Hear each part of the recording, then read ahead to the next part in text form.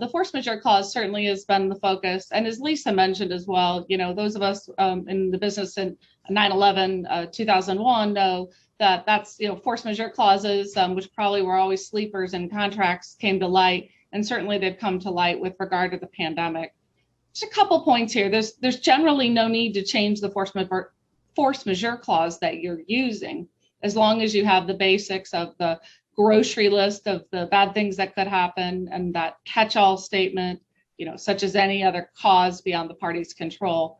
But really, it's that trigger point we talk about so often, that a force majeure event has to render a contract, party's ability to perform the contract commercially impracticable, illegal, impossible. That obviously is where all the focus is. So, don't try to clutter your force majeure clause with a lot of stuff specific to COVID. You really don't need it, likely. Again, talk to your legal eagle about that. Not all problems are solved by through the force majeure clause.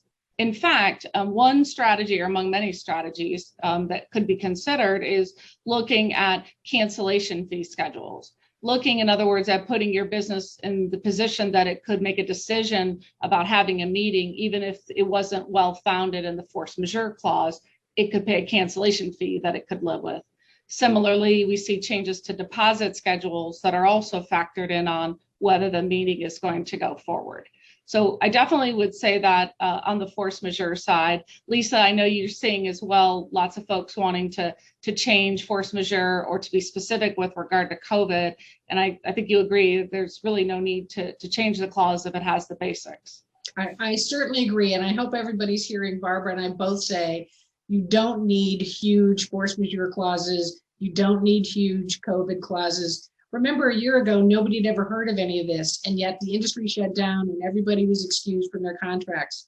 It's like what the Supreme Court said about pornography. It's difficult to define, but I know it when I see it.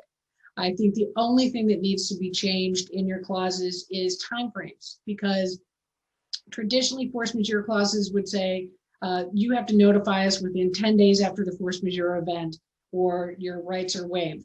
Well, we've never had what I would call a rolling force majeure before, something that has gone on for months or potentially years. Usually it's 9/11, it happens on 9/11, or Hurricane Katrina, when it's there. This has been different. So the only change I'm really making in force majeure clauses is putting in timeframes relative to government restrictions, because people were unable to have meetings back in October, but now they are. And so it wouldn't be appropriate to cancel last October for a meeting for this September, because while it didn't appear possible back then, we now know that it would be. And so I'm trying to shrink those timeframes to a point where the parties make a reasonable go, no-go decision. Other than that, I don't include anything about COVID. I don't include pandemic or epidemic. I know there's people out there advocating that, but we're still in the middle of an epidemic. It's going to continue for a long time. While we're getting better in the United States, it's continuing around the world. And so putting epidemic in means that you've already got a situation covered by your clause the day that you sign your contract. That's not helping you. So I think Barbara and I agree on this. You don't need to add a bunch of language. I do consider timeframes for when that cancellation window occurs, but other than that, I wouldn't do anything different. Yeah, Lisa, and I think the timeframes that you mentioned is a reasonable approach. As you well know, we've got clients with small meetings and clients with citywide conventions. So I think that timeframe has to be flexible, and obviously the parties will negotiate it. But I do think it is a good workaround strategy if the parties are at odds as to the force majeure clause.